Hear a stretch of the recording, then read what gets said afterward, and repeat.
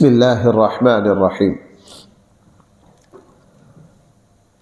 الحمد للہ رب العالمین والصلاة والسلام على سید المرسلین وعلى آلہ واصحابہ اجمعین اما بعد فاعوذ باللہ من الشیطان الرجیم بسم اللہ الرحمن الرحیم ان الہکم لواحد رب السماوات والارض وما بینہما ورب المشارق انا زینا السماء الدنیا بزینۃ الکواکب وحفظا من كل شیطان مارد لا يسمعون الى الملأ الاعلى ويقذفون من كل جانب دحورا ولهم عذاب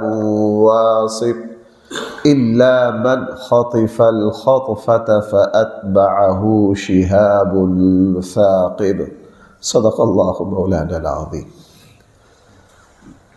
پچھلی 3 آیات میں اللہ جل جلالہ نے قسم کھائی تھی فرشتوں کی اور فرشتوں کی 3 کیفیتوں کی۔ فرمایا کہ میں قسم کھاتا ہوں ان فرشتوں کی جو بہت سلیقے سے صفیں باندھ کر دست بستہ اللہ کے سامنے کھڑے ہوتے ہیں۔ میں قسم کھاتا ہوں ان فرشتوں کی جو بڑی شدت سے ڈانٹتے ہیں، اس نظام کو پوری شدت کے ساتھ چلاتے ہیں۔ کسی چاند اور سورج کی مجال نہیں ہے کہ اللہ تعالیٰ کی لگائی ہوئی ڈیوٹی سے ایک لمحہ آگے ہو جائیں یا ایک لمحہ پیچھے ہٹ جائیں۔ فالتالیات ذکرا، اور پھر قسم ہے ان فرشتوں کی جو اللہ کے ذکر میں لگتے ہیں۔ ان 3 آیات کی تفصیل کل کے درس میں ہمارے سامنے آئی تھی۔ یہ قسم کھانے کا جو مقصد ہے وہ اب ہے، علماء کی زبان میں کہتے ہیں جواب قسم یہ ہے، ان الہکم لواحد، بے شک تمہارے معبود صرف اور صرف ایک ہے۔ میں بار بار جہاں بھی قسم آتی ہے وہاں آپ سے ایک بات عرض کرتا ہوں کہ جو قسم ہے اللہ تعالیٰ جب قسم کھائیں اس کا وہ مطلب نہیں ہوتا جو بندوں کی قسم کا ہوتا ہے۔ بندوں کی قسم اور چیز ہے، اللہ تعالیٰ کی قسم اور چیز ہے۔ بندوں کی قسم کا مطلب یہ ہے کہ میرے دل میں جو اللہ کی عظمت اور احترام ہے، میں اس عظمت اور احترام پر ایمان لاتے ہوئے یہ بات کہہ رہا ہوں کہ یہ بات اس طرح نہیں اس طرح ہے، اور مقصد آگے والے کو یقین دلانا ہوتا ہے۔ یہ بندوں کی قسم ہے۔ اللہ تعالیٰ کو کسی کو یقین دلانے کی ضرورت ہے، اور اللہ سے بڑھ کر کسی کی عظمت، تو اللہ قسم کس چیز کی کھائیں گے؟ بڑا چھوٹے کی قسم کہاں کھاتا ہے؟ فرشتے تو چھوٹے ہیں، ساری مخلوق تو چھوٹی ہے، اللہ بہت بڑے، بڑے کو کسی چھوٹے کی قسم کھانے کی؟ بھائی میں یوں کہہ سکتا ہوں مجھے قالین کی قسم؟ کیوں بھائی؟ میں یوں کہہ سکتا ہوں مجھے پھٹی کی قسم؟ چونکہ میں اشرف المخلوقات ہوں، آپ اشرف المخلوقات ہیں، ہم قالین کی قسم کیوں کھائیں گے؟ ہم پھٹی کی قسم کیوں کھائیں گے؟ اللہ فرما رہے ہیں والفجر والعصر، زمانے کی کیا اوقات ہے اللہ کے سامنے؟ اللہ کیوں کھائے زمانے کی قسم؟ وہ بڑے ہیں، زمانہ چھوٹا ہے۔ تو اللہ جب کسی بات کی قسم کھاتے ہیں تو اس کا مطلب وہ نہیں ہوتا جو بندوں کی قسم کا مطلب ہوتا ہے۔ اللہ جب قسم کھاتے ہیں اس کا مطلب یہ ہوتا ہے کہ اللہ جن چیزوں کی قسم کھا رہے ہیں وہ دلیل ہوتی ہے وہاں اس دعوے کی جو اللہ تعالیٰ فرما رہے ہیں، وہ حقیقت میں دلیل ہوتی۔ میں جب بھی یہ بات آتی ہے میں آپ کے سامنے سورہ عصر کی مثال دیتا ہوں۔ والعصر، قسم ہے ان الانسان یہ دعویٰ ہے سارے انسان نقصان میں ہیں، ہاں جو ایمان لائے، جنہوں نے نیک عمل کیا، جنہوں نے حق کی دعوت دی، جو حق پر ڈٹ اور جم کے رہے، صرف وہ نقصان سے بچے، یہ دعویٰ ہے۔ دلیل کیا ہے؟ والعصر، زمانے کی قسم ہے پچھلے زمانے کا ذرا مطالعہ کر لو، جن جن لوگوں میں یہ 4 باتیں نہیں تھی وہ ذلیل و رسوا ہو کر گئے، وہ اللہ تعالیٰ نے ان کو برباد کر کے رکھ دیا۔ ابو جہل جو ہو، فرعون ہو، نمرود ہو، آپ زمانے کا مطالعہ کر لو۔ ہم دعویٰ پہلے کرتے اور دلیل بعض دفعہ یوں بھی کرتے ہیں کہ دعویٰ پر ہی ہم سپریم کورٹ میں 5 سال لگے رہتے ہیں، دلیل کوئی، عدالت 5 سال کارروائی کے بعد مقدمہ خارج کرتی ہے کہ تمہارے پاس دلیل کوئی نہیں۔ ہم دعویٰ پہلے کرتے ہیں، دلیل بعد میں دیتے ہیں۔ اللہ کی شان بہت اونچی ہے، اللہ تعالیٰ دلیل پہلے دیتے اور دعویٰ بعد میں کرتے۔ ہر جگہ پورے قرآن میں قسم کھا کے دلیل پہلے دی اور دعویٰ اب آئیے اس بات پر۔ اللہ تعالیٰ نے فرمایا فرشتوں کی 3 قسمیں کھائیں، یہ اللہ کے الہ ہونے پر دلیل ہے۔ بھائی کیسے دلیل ہوگی؟ بھائی وہ فرشتوں کے سردار حضرت جبرائیل جو اتنے بڑے، اتنے طاقتور ہیں، صحیح حدیث میں آ گیا کہ ان کے 600 پر ہیں، بخاری کی روایت میں آ گیا کہ ان کے 400 پر ہیں، اور ہمارے آقا کریم صلی اللہ علیہ وسلم نے صحیح حدیث میں یہ بات فرما دی کہ وہ جو 400 پر ہیں، وہ جو 600 پر ہیں، اگر اس کائنات کے پوری وسعت اور خلا میں وہ 4 پر کھولے تو یہ جہان، تو اس کے بعد باقی۔ اس سے پتہ چلا کہ آج تک 496 پر تو حضرت جبرائیل نے کھولے ہی نہیں، اور وہ اس جہان میں کھل بھی نہیں سکتے۔ جو اتنا طاقتور فرشتہ ہے، والصافات صفا، جب وہ اللہ کے سامنے صف باندھے کھڑا ہے، جب اس فرشتے کی اوقات یہ ہے کہ وہ سدرۃ المنتہا پر جا کے حضور کے سامنے ہاتھ باندھ لے، اللہ کے حبیب میں اس سے آگے جا، میرے پر جلتے ہیں، میں اس سے آگے نہیں جا سکتا، اللہ نے جو نشان لگا دیا میں اس نشان سے ایک قدم بھی آگے نہیں بڑھ سکتا۔ تو اس کائنات کی سب سے طاقتور مخلوق جو حضرت جبرائیل ہے، جب والصافات صفا فالتالیات ذکرا، وہ اللہ کے سامنے صف باندھے کھڑے ہیں، وہ اللہ کے ذکر میں مصروف ہے، تو دلیل یہ ہے کہ دنیا کی ساری طاقتیں جس کے سامنے جھک رہی ہیں، الہ ہونے کا حق بھی، بھائی بولیے، الہ ہونے کا حق بھی اسی کو ہے۔ اب یہ 3 دلیلیں ہوگی، والصافات صفا فالزاجرات زجرا فالتالیات ذکرا۔ دلیل کیا ہے؟ آگے دعویٰ کیا آ گیا؟ ان الہکم لواحد، بے شک تمہارے الہ صرف اور صرف کیا ہے؟ ایک اللہ ہے۔ دوسری بات بھائی مجھے اور آپ کو یہ سمجھنی ہے، الہ کسے کہا جاتا ہے؟ الہ کسے کہا جاتا ہے؟ الہ کہا جاتا ہے وہ جس کی 100% بندگی کی جائے، اطاعت کی جائے، جس کی بات کو مانا جائے۔ اردو چونکہ کمزور زبان ہے، عربی کا مقابلہ نہیں کر سکتی، پھر عربی وہ جو کس کی ہو؟ اللہ کی ہو، اللہ کے کلام کی ہو، وہ تو دنیا کی کسی زبان میں طاقت نہیں ہے۔ میں نے ترجمہ کیا ہے الہ کا جس کی بات مانی جائے۔ بھائی یہ کیا بات تو ہم سپریم کورٹ کی بھی مانتے ہیں، بات تو ہم آئین پاکستان کی بھی مانتے ہیں، ہم قانون کی بھی بات مانتے ہیں، اس میں کوئی فرق ہے یا ایک ہی چیز ہے؟ کیوں بھائی؟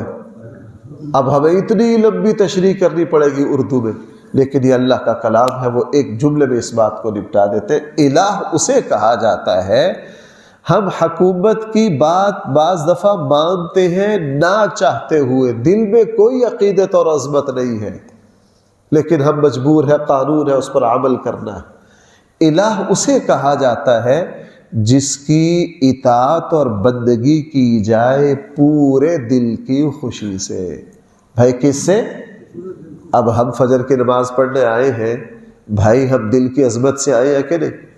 اگر کسی کا دل بالکل نماز پڑھنے کو نہیں چاہ رہا، کوئی استاد کے ڈر سے، ابا جی کے ڈر سے، یار دوستوں کے ڈر سے اس نے نماز پڑھی اور اس کا پڑھنے کو جی نہیں چاہ رہا، تو بھائی اس نے نماز نہیں پڑھی، اس نے ورزش کی، اس نے نماز نہیں پڑھی، اس نے بھائی کیا کی ہے؟ اس نے ورزش کی ہے۔ ان الہکم لواحد، بے شک تمہارے الہ میں یوں ترجمہ کر سکتا ہوں، بے شک تمہارے لیے اللہ وہ ذات ہے جن کی اطاعت تم نے ہر وقت کرنی ہے اور دل کی رضا سے کرنی۔ بھائی کس سے کرنی ہے؟ دل کی رضا سے، دل کی خوشی سے کرنی ہے۔ آگے فرمایا بے شک تمہارے الہ جو ہے وہ ایک ہے۔ بھائی وہ کیا ہے؟ ایک ہے۔ یہ ایک سوال پیدا ہوتا ہے کہ اگر ہمارے الہ ایک ہے، ہماری دنیا کی بول چال میں ایک ہونا عیب سمجھا جاتا ہے۔ بھائی ایک ہونا کیا سمجھا جاتا ہے؟ عیب سمجھا جاتا ہے۔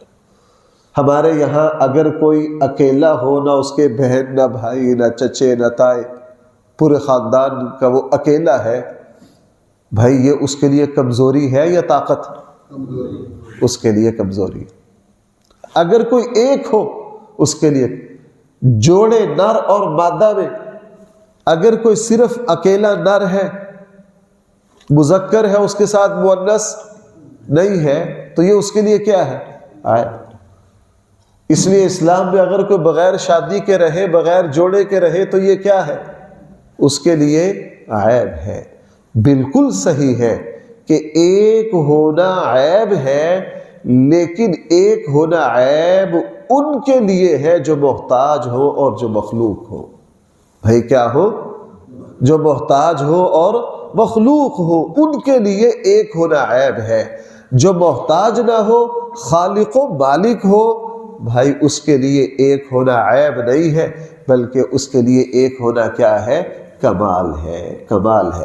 ہمارے یہاں بھی ہوتا ہے، ایک صفت دوسری چیز میں کمال پیدا کرتی ہے، وہی صفت دوسری چیز میں عیب پیدا کرتی ہے۔ بھائی سمجھنا ذرا، تھوڑی سی باریک بات ہے۔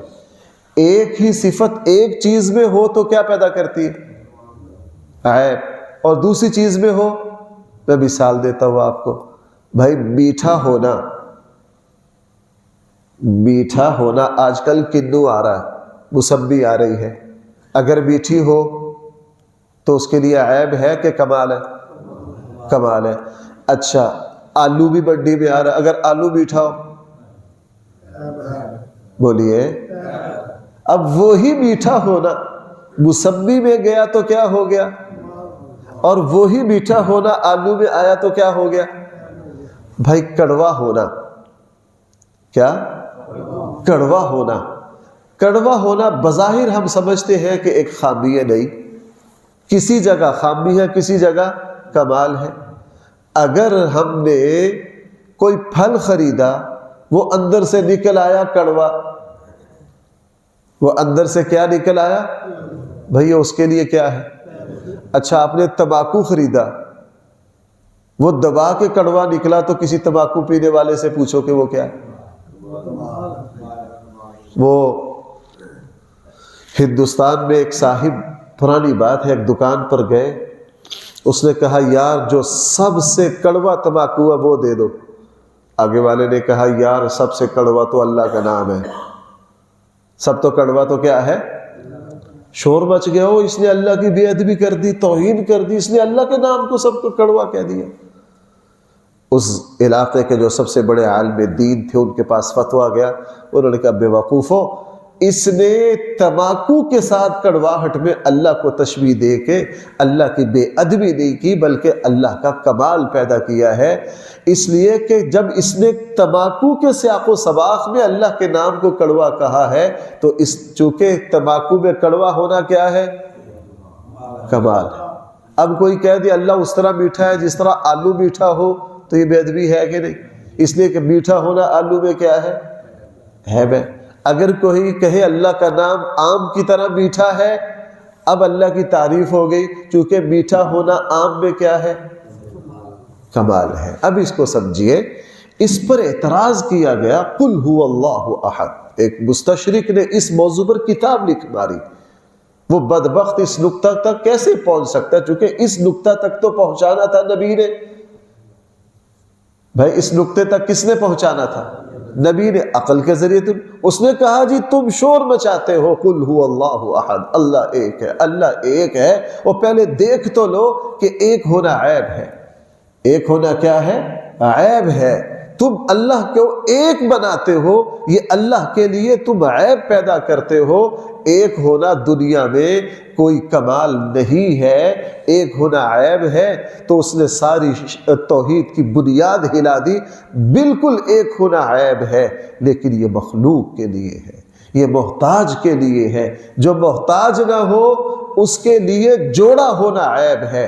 تو بھائی اللہ تعالیٰ کے لیے جب عیسائیوں نے اولاد ثابت کی، قرآن کریم کیا کہہ رہا ہے؟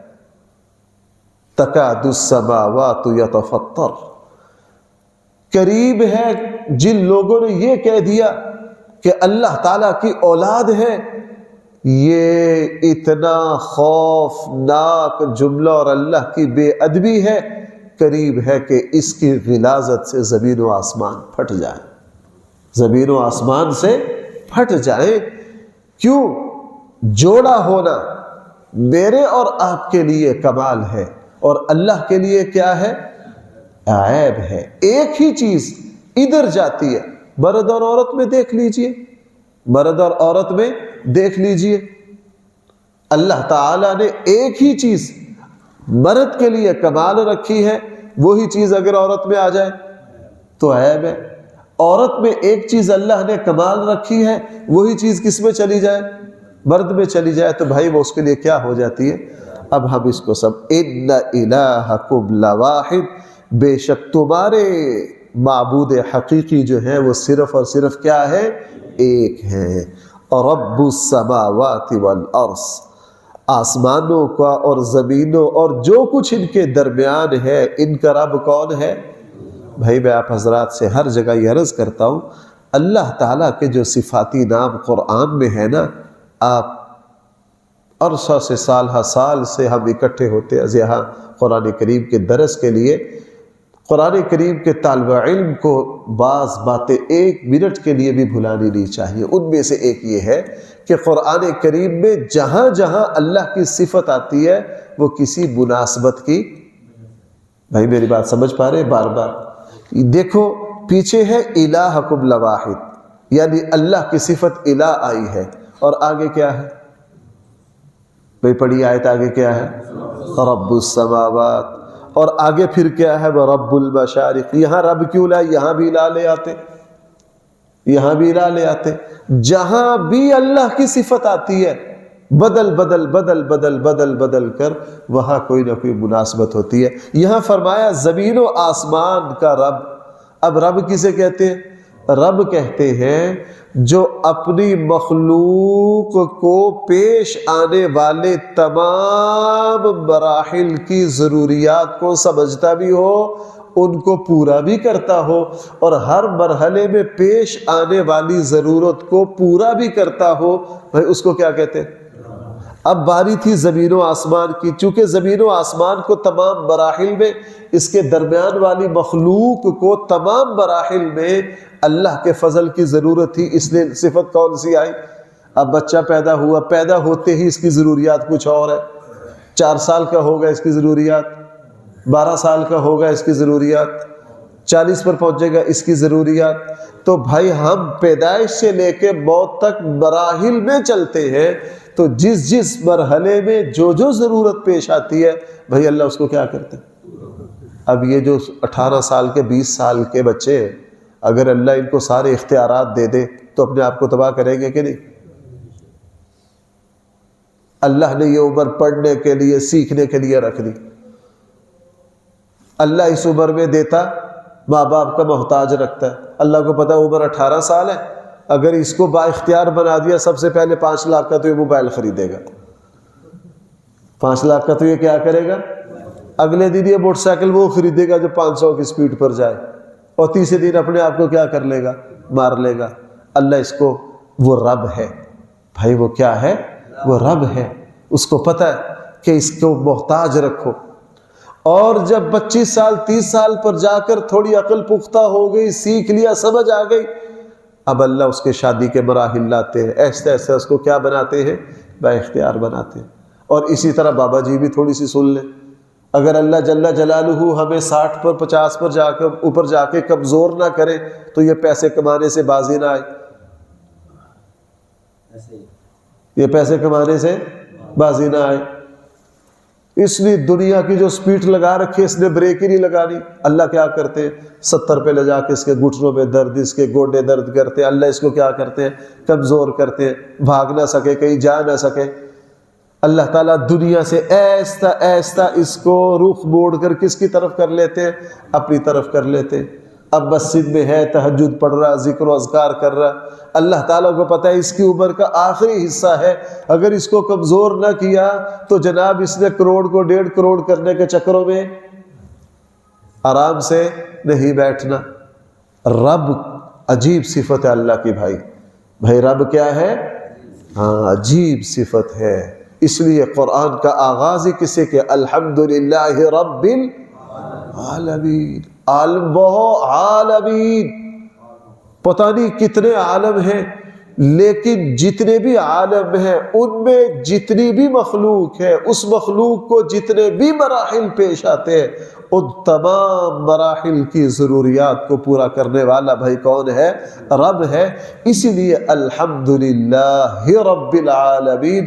اللہ تعالیٰ، یہاں لفظ اللہ بھی موجود ہے اور یہاں رب بھی موجود ہے. ساری تعریفیں اس اللہ کے لیے جو سارے جہانوں کو، ہماری چونکہ اردو للی لنگڑی ہے ہم بس یوں ترجمہ کر سکتے ہیں سارے جہانوں کو پالنے والا ہے، سارے جہانوں کا پروردگار ہے. اس سے آگے ہمارا بس چلتا نہیں چونکہ ہماری زبان کمزور ہے.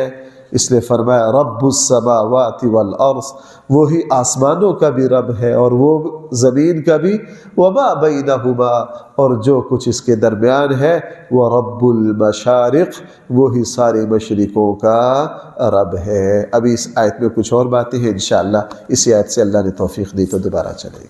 الحمدللہ رب العالمین والصلاة والسلام علی سید المرسلین وعلى آله وأصحابه أجمعين. ربنا آتنا في الدنيا حسنة وفي الآخرة حسنة وقنا عذاب النار.